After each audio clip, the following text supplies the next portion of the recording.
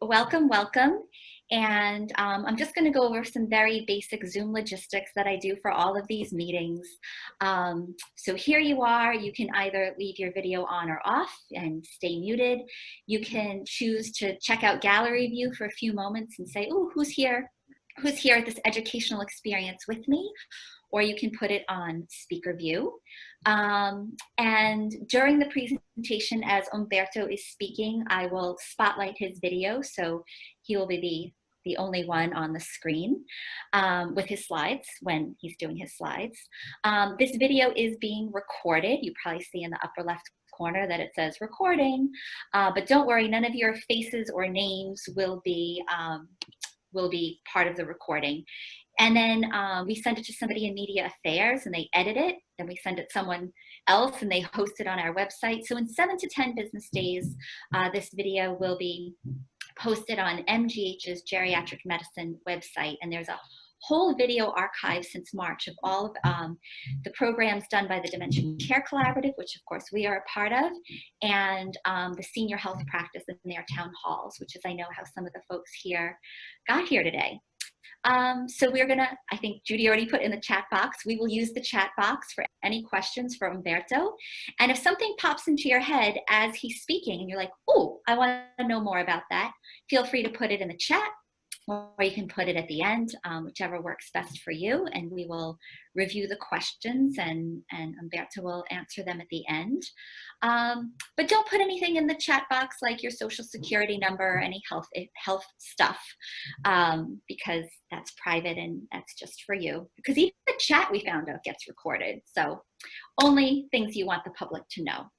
I'm getting a weird message on my screen that I never got before. I'm going to ignore that. So those are the basics of Zoom. And now I'm just going to tell you a little bit about the Dementia Care Collaborative. And even though I have written this, I need to read it. So the Dementia Care Collaborative, there's two parts to it. There's the Memory Care Initiative and there's the Caregiver Support Program, which is what the program that's offering all of these experience on Thursdays. So the Caregiver Support Program of the Dementia Care Collaborative was started at MGH in 2017, and we are a part of the Palliative Care and Geriatric Medicine Division. And as many of you know, the mission of our program is, it's no big deal. It's just to transform memory care. And we exist at MGH to really educate, to connect, and to support. And that's for patients, it's for caregivers, it's for clinicians, it's for the community at large. It's really for everyone. We offer individual care consultations to caregivers and patients in specific MGH clinics.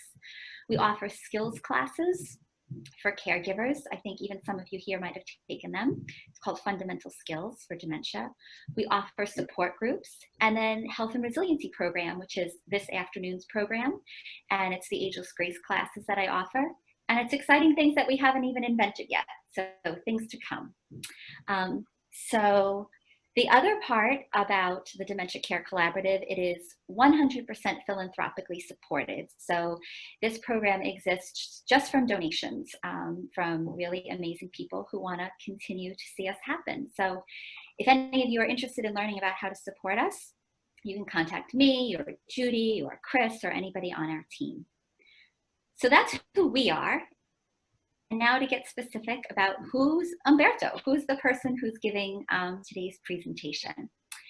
And Humberto is a very well-established and passionate person in his field. So I'm not going to read his entire bio, but I'll read a good chunk of it. So Humberto, you're there. I want to know how to pronounce your name correctly. Your last name. Moncayo? You're saying it right, Humberto. Some people say Humberto. Both are okay. Humberto? Yeah, Humberto. And how do you say your last name correctly? Moncayo. Moncayo. Humberto Moncayo. Okay. Moncayo. He is a personal nutritional coach and a motivational speaker, and he provides interactive educational seminars teaching the latest science in nutritional biochemistry, epigenetics, and nutrigenomics. I didn't pronounce that so well.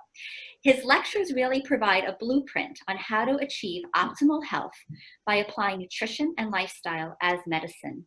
So that's really the key, applying nutrition and lifestyle as medicine. His approach combines education, motivation, and family involvement with the latest science to help people understand the choices they need to make in order to get healthy. His approach helps people effectively deal with unwanted weight and metabolic disorders with an emphasis on self-management. So really that self part. He is the founder and author of the evidence-based lifestyle website, bostonhealthiest.com. And he's been working closely with Mass General West Medical Group since January of 2018. And he's been utilizing the website, protocols, and seminars to help deliver a unified message to patients and staff on how to maximize nutrition and lifestyle for optimal health.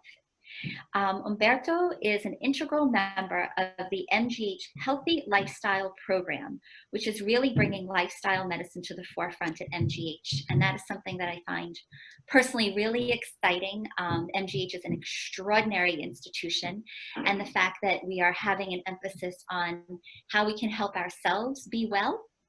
And I think one of the messages I saw on Boston Healthiest is think outside the pill. So medication is really important, and sometimes we really need it.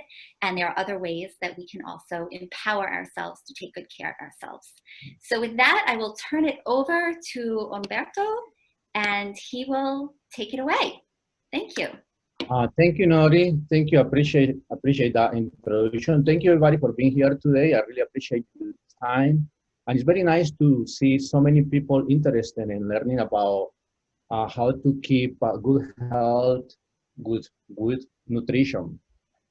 And I would like to start this lecture by showing you a little experiment. So we are going to be talking a lot about today nutrition, and it has to do with the microbiome, with the 40 essential micronutrients. And because the 40 essential micronutrients are extremely important to clean toxins from our body. So right here, you guys, if you guys see, this is a glass of water that I got from my kitchen. And these drops are some kind of drops to reveal toxins, especially chlorine in the water. So chlorine is extremely toxic for us as humans because it literally damages the microbiome.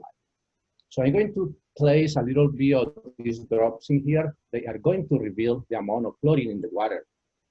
So every time I'm gonna put about 18 little drops, and then eventually, if this water contains chlorine or any other pathogens, it's going to be revealed. And I would like to show you the power of the 40 essential micronutrients, especially because they contain vitamin C, vitamin A, vitamin E. As you guys can see, the water is little by little turning into yellow color.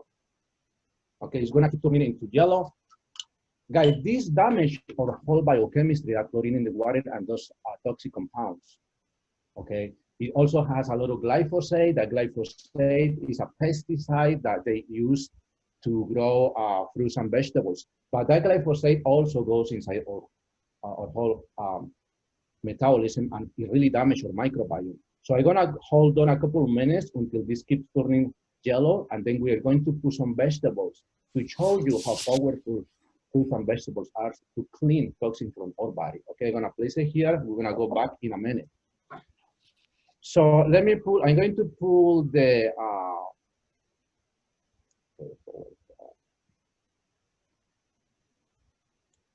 so thank you very much again. And I like to start my talk by applauding on talking about the amazing unconditioned display of love and compassion given by caregivers to the loved ones that are suffering from conditions like dementia or any other mental disorder. It's a very hard work, and I really, I just learned about this not too long ago, and I think it's very, very important for you guys to take care of your nutrition. So one of the biggest metabolic challenges is chronic stress, because if it's not properly addressed, it will eventually lead to conditions like high blood sugar, high blood pressure, diabetes, cardiovascular disease, cardiovascular dementia, severe depression, cancer, Alzheimer's. Basically, it could lead to any chronic condition.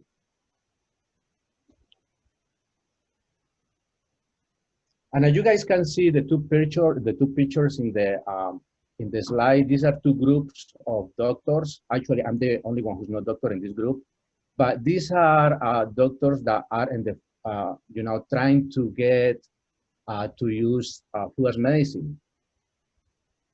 So I like to start by saying that when nutrition is dysfunctional, drugs won't help. When nutrition is functional, drugs are not required. And the best prescription is to properly breathe, a lot of movement, and good nutrition. So the associations between physical and psychological health are for caregivers is very well established.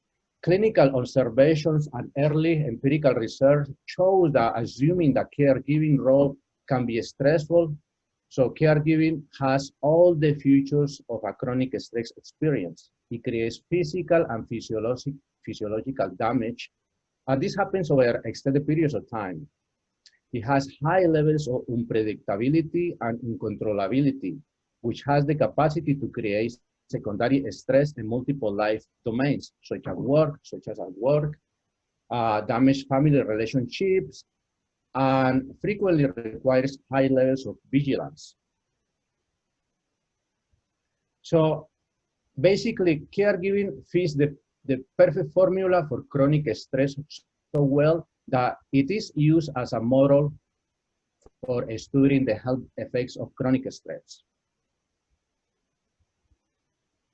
And being a caregiver, it really produces every single day tiny doses of chronic stress.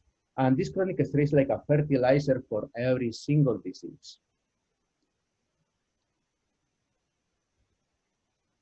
You guys can see there is no difference between somebody who's having a stress at work, a stress like like driving your car. Some people get so stressed about that. So all of this is the same, it activates the same metabolic pathways that taking care of somebody with dementia does. It is the same. Basically, that's what this research is telling us, that like I just mentioned, the caregiver has all the features of any chronic stressful situation or experiences. And that's what is like, having this chronic stress at low levels, it will become eventually, it will turn in something like a chronic depression. And when we activate chronic depression, is literally like putting fire in the whole body, especially our brain. So let's understand a little bit stress, how stress connects to inflammation. So mounting scientific evidence suggests that chronic systemic inflammation plays a major role in the activation of stress and depression. In other words, the overactivity of our own immune systems. Inflammation is a part of a complex natural biological response to infection or cellular damage, which involves the activation of our immune system, which produce pro-inflammatory cytokines like IL-6, interferon gamma, TNA alpha. And these IL-6, interferon gamma, and TNA alpha are extremely inflammatory. They damage, our tissues, they damage our brain, they produce systemic inflammation into the whole body. But this is not the only compound that we produce under stressful situations. We also produce norepinephrine, cortisol, and adrenaline in addition. So when this happens, this excessive inflammatory response results in an exaggerated number of circulating inflammatory cytokines inside our blood system that it will promote a state of systemic inflammation. And as I mentioned early, these stressful situations are everywhere around us. Norepinephrine, cortisol, and adrenaline are what we commonly know as the fight or flight response. It is produced by the adrenal glands after receiving a message from the brain that a stressful situation has presented itself. But what does the stress response do? Well, it prepares our body to either to fight or to run from any situation. So basically, when we feel unsafe or stressed, our brain activates this stress response. The hypothalamus pituitary axis, which will release norepinephrine, cortisol, and adrenaline through the entire body. So these three hormones will activate the production of white blood cells and other inflammatory compounds, which is what we call our immune system. So what we know is that under a stressful situation or in people who are confronting adverse environment in the daily basis, the brain activates this fight or flight stress response over and over and over. And this happens usually at relatively low levels at the microscopic level, but is strong enough to result in the constant activation and production of these white immune cells. So now we have, when we are under stress, we are producing a huge amount of these white blood cells that they go into systemic circulation inside our blood system. And two things are gonna happen. First is that, you know, when we are under stress, we causes at the cellular level a lot of damage in our blood, in our blood system.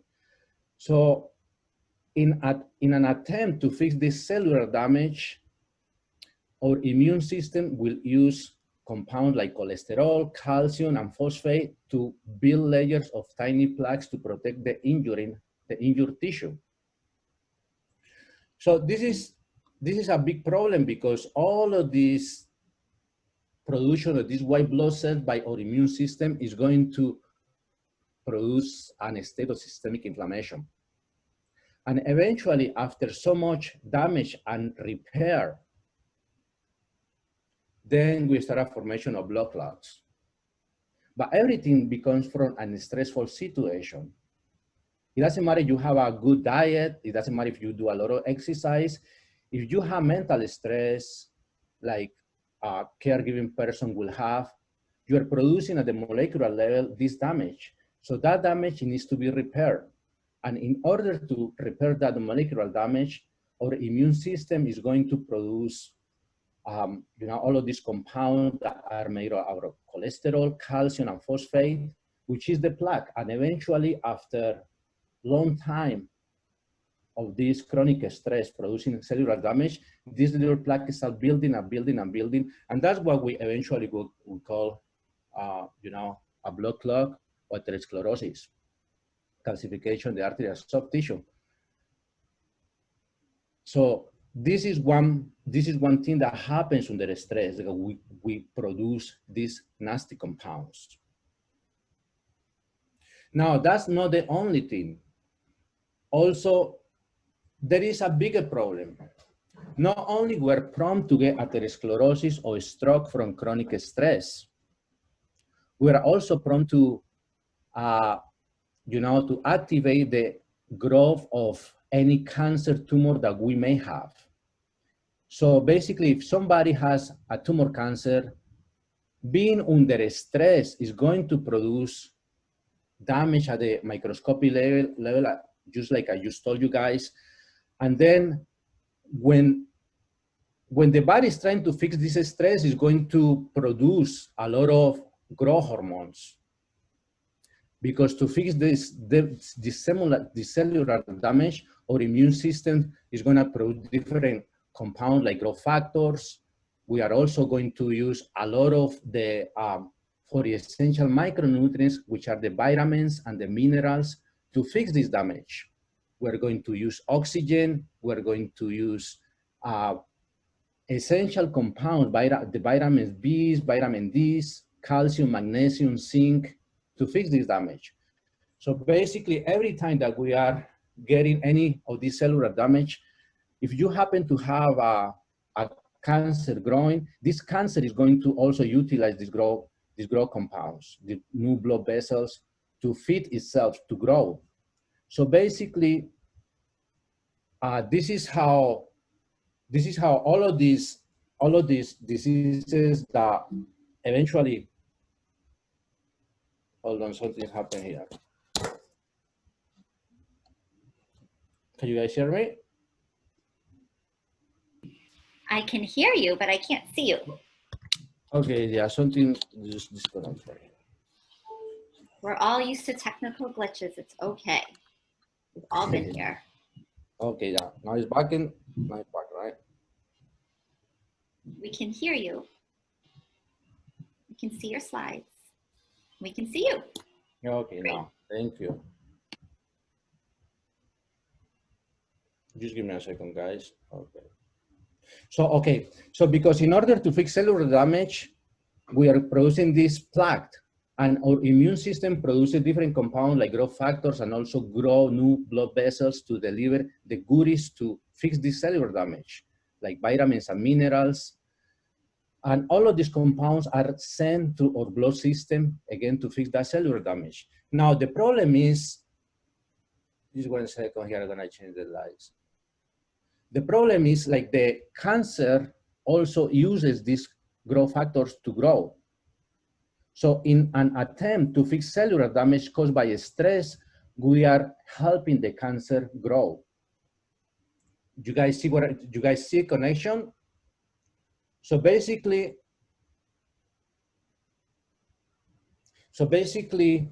we are going to help the cancer tumor grow, and it's going to develop by large, it's gonna end up producing something like a cancer, like metastasis, completely incidental. So this is the same way that we damage our neurons, if we get more neurodegenerative diseases because of this.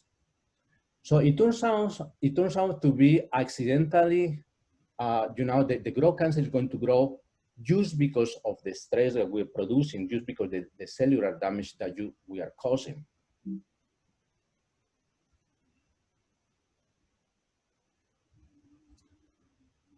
So it's important also to understand that our immune system is tied to every single organ inside our body.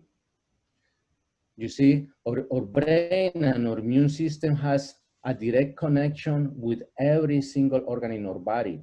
So basically everything around us, every stress situation is going to affect our blood circulation, our blood sugar, our blood pressure, because this becomes a systemic inflammation through the whole body. And this is not only activated, this can be activated for so many different things, like if you get a notice that cancer diagnosis, you're gonna get a lot of stress, you are gonna produce a lot of inflammation inside your body, physical threat, loneliness, isolation, unstable relationships, chronic stress, financial stress. So all of these things are going to cause cellular damage at the molecular level.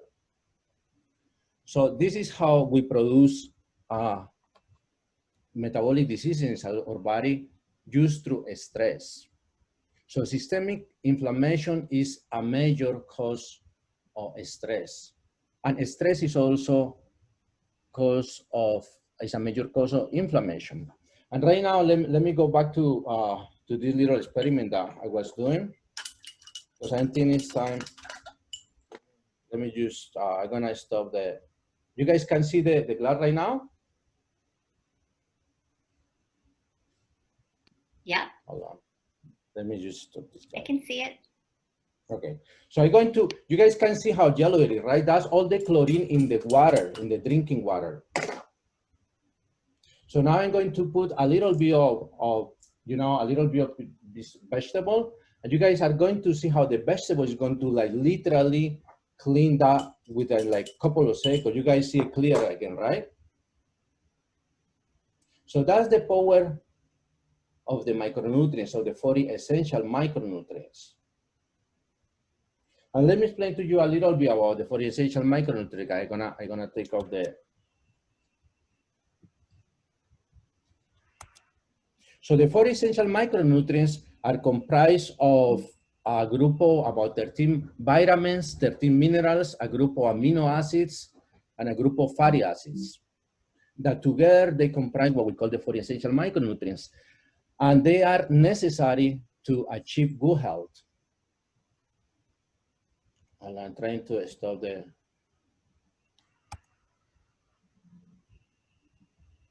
Okay, now. So check out, guys, how clear the water became. You see, just because that, so this water was packed with chlorine and other toxic compounds that damage our biochemistry. So this is the power, you know, the micronutrients are extremely amazing because just how they clean the toxins from the water, they're going to clean the toxins from your body. And now let me talk a little bit about calories and nutrition because there is a lot of confusion about that. And I'm gonna teach you how, guys, like calories really, they really don't matter. The most important thing is to give your body the 40 essential micronutrients.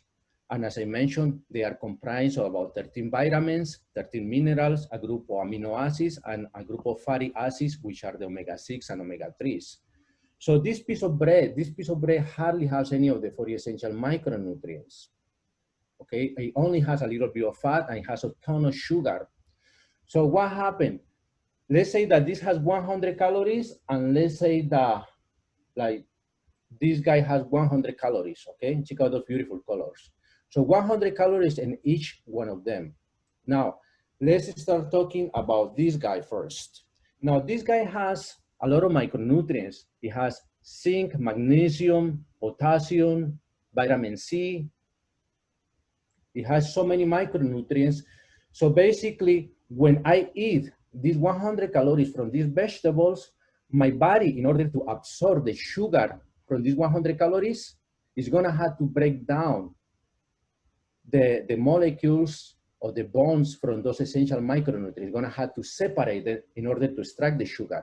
So basically, your metabolism is going to work hard. It's gonna have to expend close to 100 calories to extract 100 calories. So basically, it's not going to leave you nothing to store as fat because your whole metabolism has to work hard to extract the sugar in this food because it has those micronutrients that are contained in those molecules very strong. Just think about if I put a piece of this in water, it's going to take like 10 years to become a smush. If I put a piece of bread in water, 2 minutes later, it's going to be very soft. Why? Because it doesn't have those micronutrients locking into the sugar like that. Okay. So when I eat this bread, this 100 calories on this bread, those 100 calories of sugar are gonna rush to my blood system. They're gonna go very fast because nothing is stopping them from rushing into my blood system. And now my blood sugar is gonna go up because this piece of bread, because it doesn't have any calcium, magnesium, potassium, zinc, it doesn't have nothing, only has sugar. So when this sugar goes to my blood system, my pancreas and my brain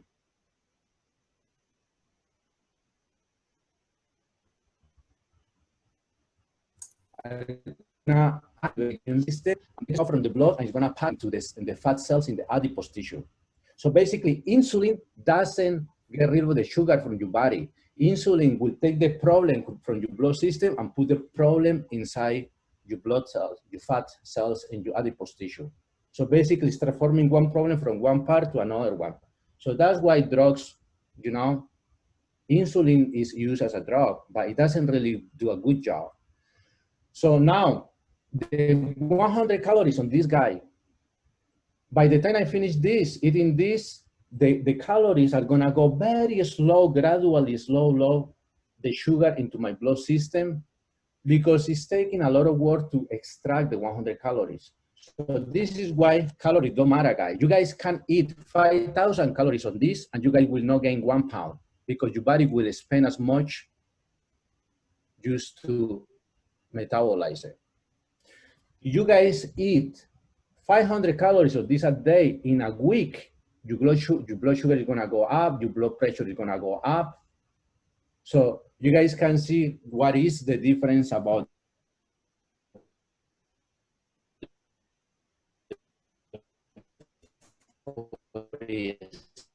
essential micronutrients and amino acids, and they are what we call the low-hanging fruit when it comes to prevention of cardiovascular diseases, of any chronic disease. So far, you guys have any questions? Okay, so just like this, micronutrients clean the toxins in the water, they're going to clean the toxins inside my body.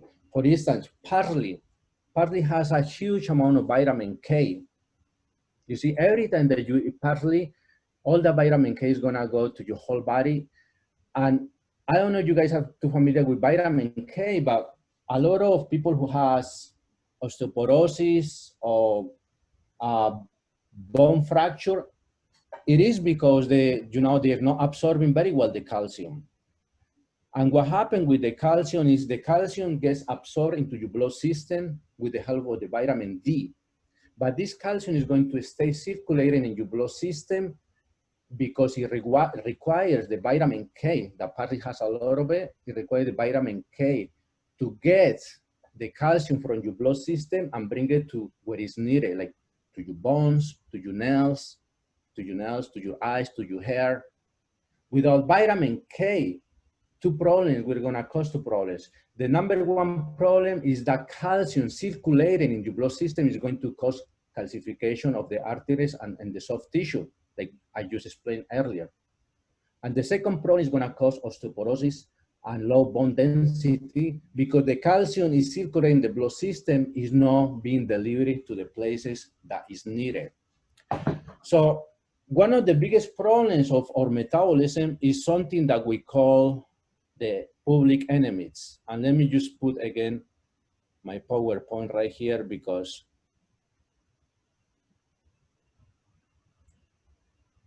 so these are what we call the public enemies: sugar and alcohol, polyunsaturated fats, lipopolysaccharides, and other inflammatory compounds like gluten. Now, when you are consuming this kind of foods, you are damaging your microbiome. All of these foods will damage our microbiome and will produce something that is called leaky gut. So for instance, if we are consuming a diet that is full of these foods, especially the hamburger that you guys see right there, these hamburgers are packed with something that is called lipopolysaccharides, which is a very toxic inflammatory compound. And these lipopolysaccharides, when you guys go to the supermarket and purchase, like for instance, like something like red meat, you guys can bring the red meat to home. You guys can cook it. You guys can boil it. The bacteria in the meat is going to die, but these lipopolysaccharides, which are part of toxic bacteria, they are going to stay in the meat. So every time that you eat this meat, these lipopolysaccharides are going to enter your blood system, causing inflammation, and they're going to activate the immune system. This is what when these lipopolysaccharides enter our blood system to produce inflammation, this is what we call leaky gut. And about over 65% of the people in the United States have some level of leaky gut. And if you guys are not too familiar with leaky gut, let's learn a little bit because this is extremely important. So you guys can see right here, this is a picture of the leaky gut. We have right here 1, 2, 3, 4, and 5 endothelial cells. So the leaky gut, it means an opening, a gap in between the endothelial cells. The endothelial cells are our first line of defense. This is what connects us to the exterior world. So every time that we eat any kind of foods, if we have this this that is called leaky gut, all those particles from the food, especially these lipopolysaccharides, are going to enter our blood system. And when that happens, that causes a huge amount of inflammation, okay? Because that activates our immune system. And it's important to have a very healthy microbiome, because if you have a healthy microbiome, you have something that is called a healthy gut-brain connection. But let's learn a little bit more about our microbiome. Our microbiome is comprised of bacteria, viruses, and fungi. And we have our microbiome all over our body. But we also have our microbiome inside our body. So that's the gut microbiome. And the problem with leaky gut, to understand that problem, we must go to the molecular level. Now, I'm going to separate, this is two people. This very healthy right here, these four endothelial cells that you guys can see right here. I don't know if you guys can see my cursor. So those endothelial cells, you guys can see in the very healthy person, the gaps are very tight. So that means that there is nothing entering this person's blood system to activate the immune system. So this is a very healthy person. This person is going to live very long time, very happy, has a lot of good energy, sleeps well, and all of this is because he has a perfect system. He has a good tie in the endothelial cells. There is no gap. He has the mucous layer. You guys can see right there, the mucous layer. And on top of the mucous layer is the bacteria, is the microbiome. So this is the perfect system because this mucous layer divides or separates the microbiome from the human, from the immune system. Humberto, I'm sorry to interrupt. I just want to let you know that it's 1:40. So I just like to keep our speakers on track to leave enough time to share more about how folks can maybe shift some habits and to leave enough time for Q&A. So I hate to interrupt, but it's part of my job as moderator. So that's okay. So okay. How about you guys have open for questions? Well, we have some questions in the chat. Should I move to the chat, or do you want to do any additional slides? I have a question, Roberto. Sure. Yeah, concerning bread. I read the books and they were talking about flaxseed bread is the best one that helps you with cholesterol. And can you give me more explanation about it? Can you please repeat the question? Flaxseed bread. Which one? Flaxseed bread. The question is about flaxseed bread? Yes. Oh, well, yes, I have seen that. Well, that is also processed food. So, anything that is processed, there is something that are extremely highly processed, which are very damaging. And there is some other things that are less processed, like the Ezekiel bread. Some people chooses to eat the Ezekiel bread because it's a little bit less anti-inflammatory, but it ends up causing inflammation anyway. So, Humberto, I wanted to ask a question. I'm going to go to the chat box in a moment. I'm just curious because this is something that interests me a great deal. And I've just become a caregiver for my mom in literally the past 2.5 weeks. So I'm doing my best to eat healthy fruits and vegetables and whole grains. And I'm also eating pizza and ice cream and drinking wine, which I think, life is life. So I know we have a lot of caregivers on this group today, and I'm curious what advice or counsel you can give them to make some of these dietary shifts to reduce inflammation in their body and to feel less stress, and just maybe some easy ways as a caregiver to incorporate some new things that would reduce inflammation, while at the same time they might still be doing some things like, making themselves a sandwich for lunch while they're quickly trying to take care of a caregiver. So do you have any practical tips for reducing inflammatory foods while also being a harried caregiver? Yeah, so one of the most important things or advices that I give is just try to fix first your physical body or your metabolism. And one of the best ways to fix that is to put back in your system the 4 essential micronutrients, like the vitamins and minerals. Because literally, guys, the science is very clear. Without these micronutrients, we cannot achieve good health. So especially caregivers that are under a lot of stress, what the mechanisms of stress does is like, because produces a lot of inflammation, is going to require a huge amount of these essential micronutrients. So for instance, a person who's in a lot under stress, for sure they're going to be low in magnesium, low in potassium, low in vitamin B, low in vitamin D, low in omega-3s. They are going to be low in all of these essential micronutrients because this is what the body uses to lower inflammation. So one of the solutions that we have is these smoothies, okay?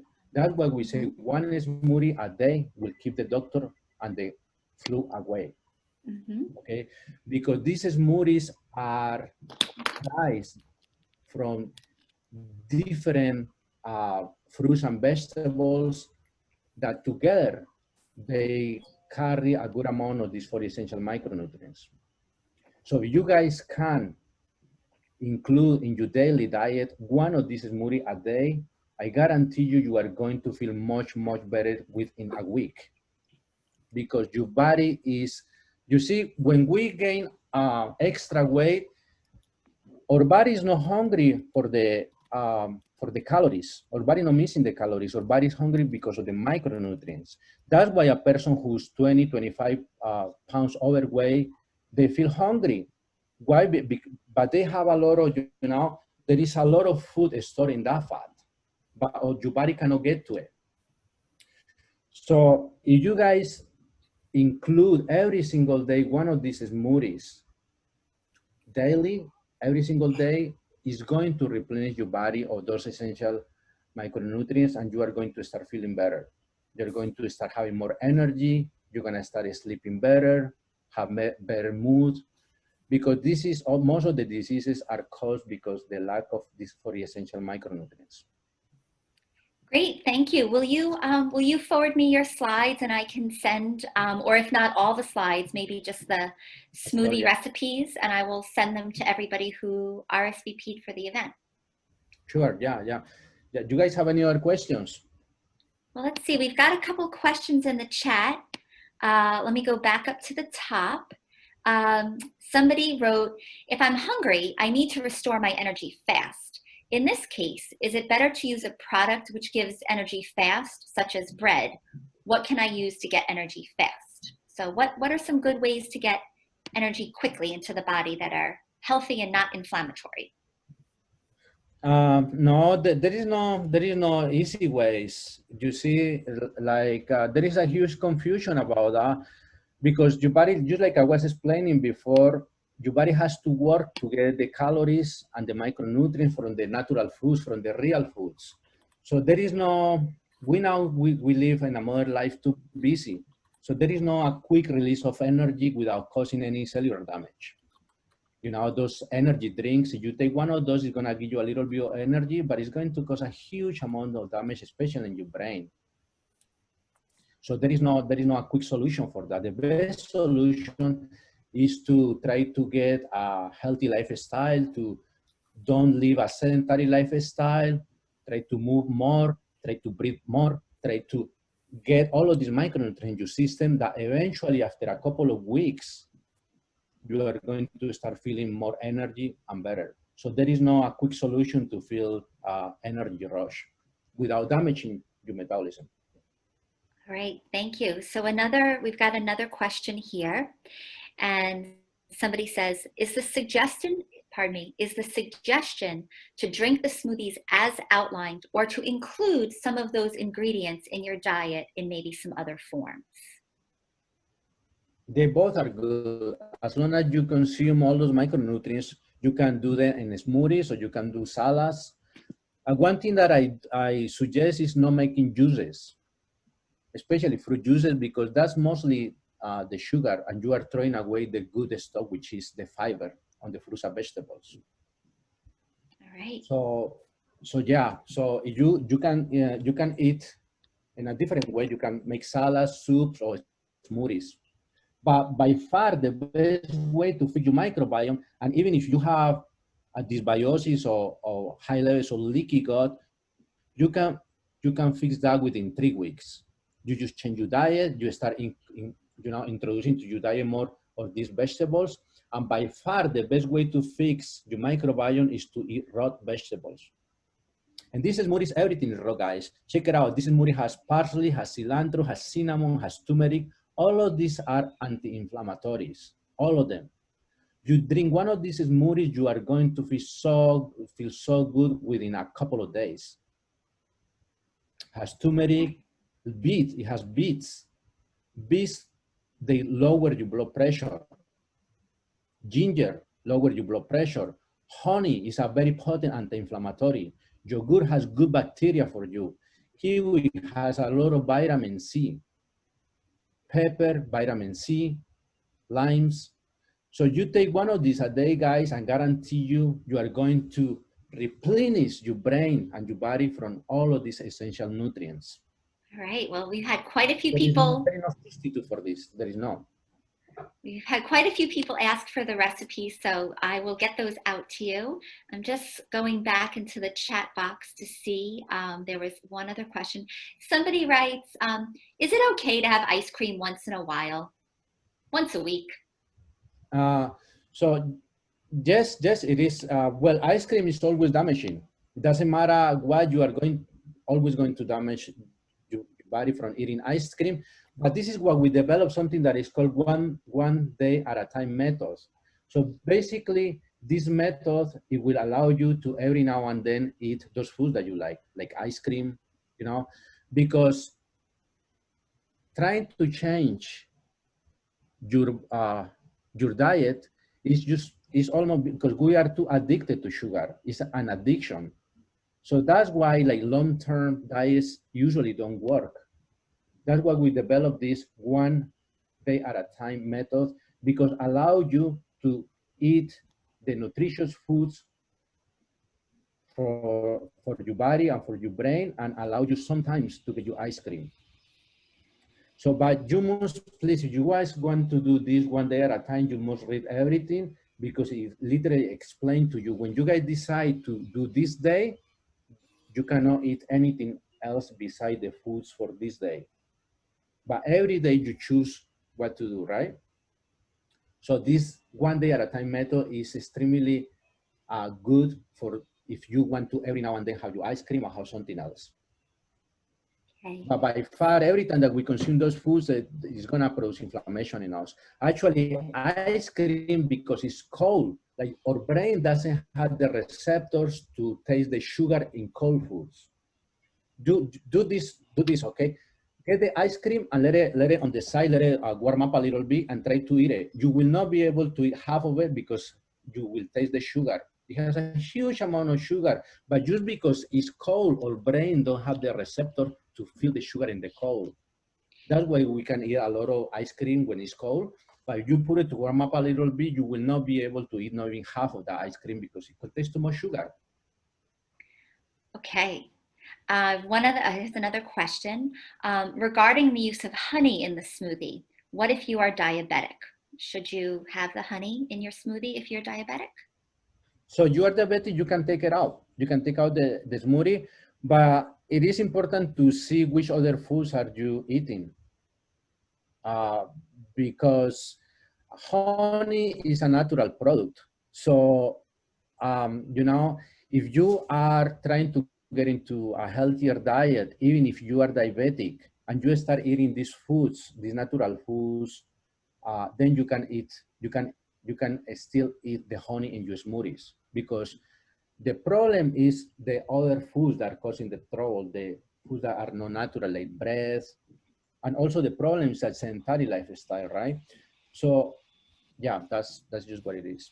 Honey is not good. I'm sorry, honey is very good for you. So I have one other question here. If I have normal or low blood pressure, should I remove the products from the recipe which decrease blood pressure if I already have low blood pressure? But is this low pressure because medicine or natural?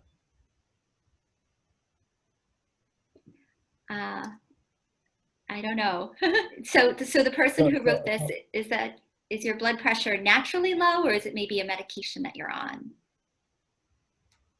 So let me answer that because so what happens, this food, they are going to lower your blood pressure until a nice level in a natural way.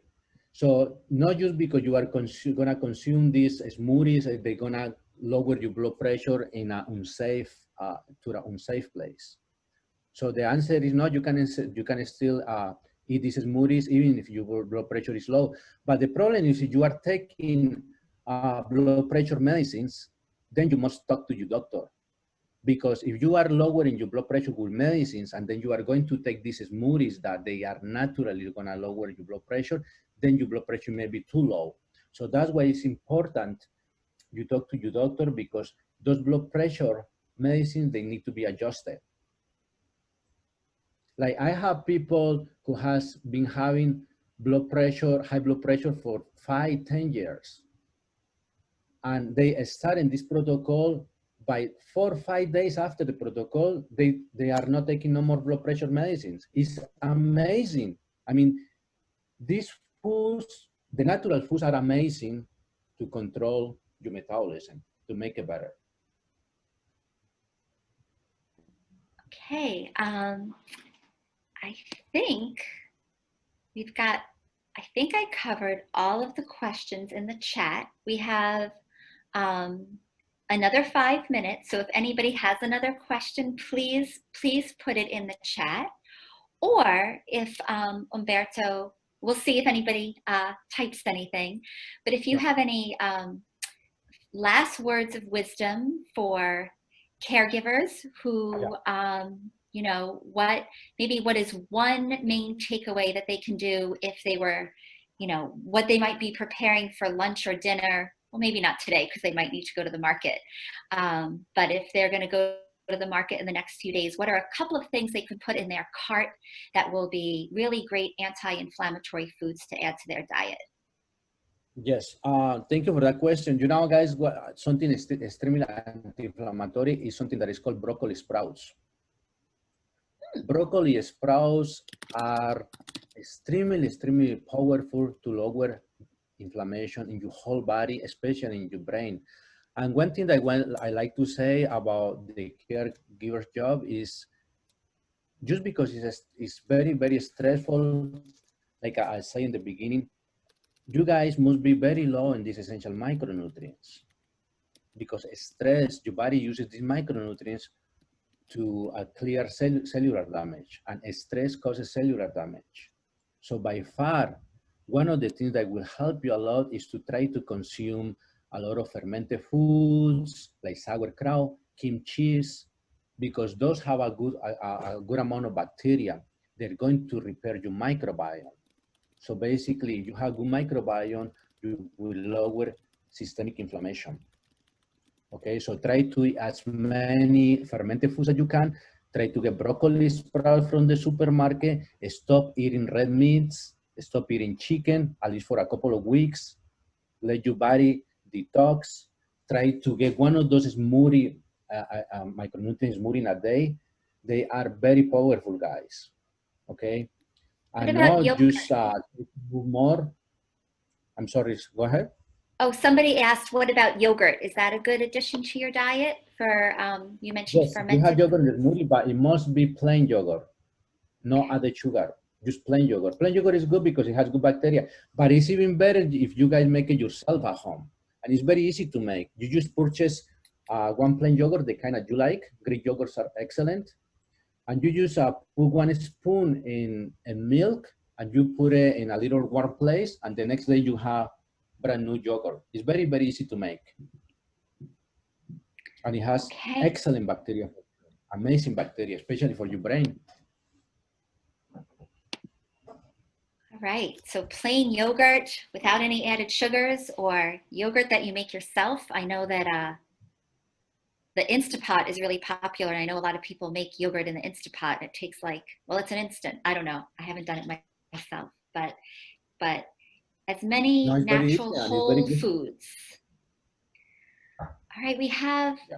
got 1 minute left. So I think, Humberto, I just want to say thank you for, introducing our audience. I think some people here already know you and are familiar with you and have worked with you and have used some of your protocols.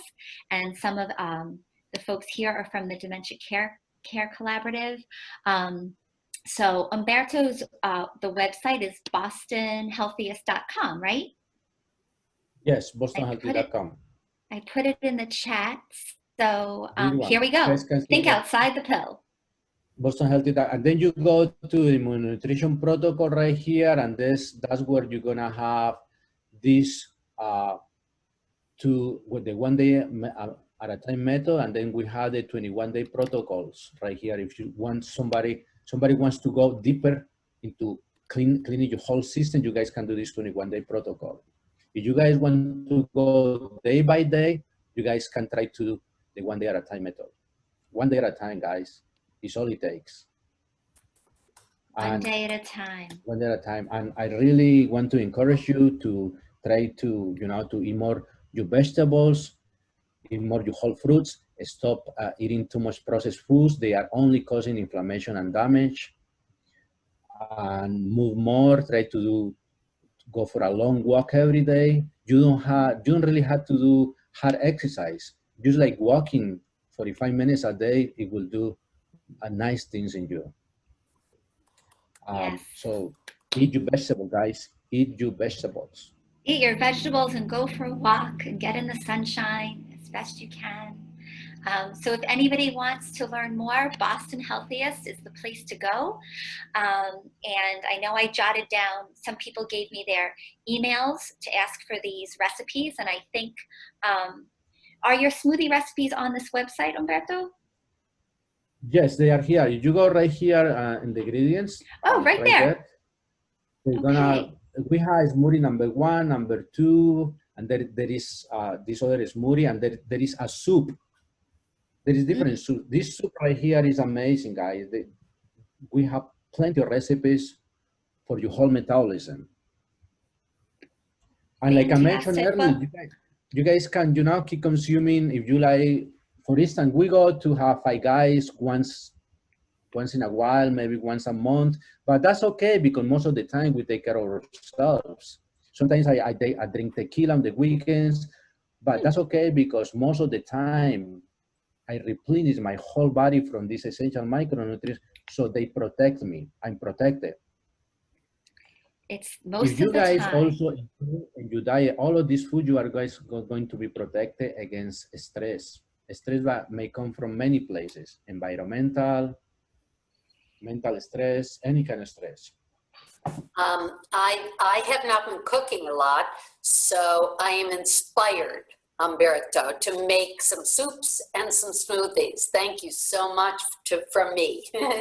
No, thank you guys so much, because this is, you guys are literally gonna rejuvenate if you change your diet. Start eating more. You guys don't have to eat the foods that are in the website, but please eat any fruits or vegetables whole. It's going to do amazing things on you. Move more, stop eating too much processed foods. All the little things are going to help. All those little things are going to help. Humberto, thank you so much for presenting this afternoon.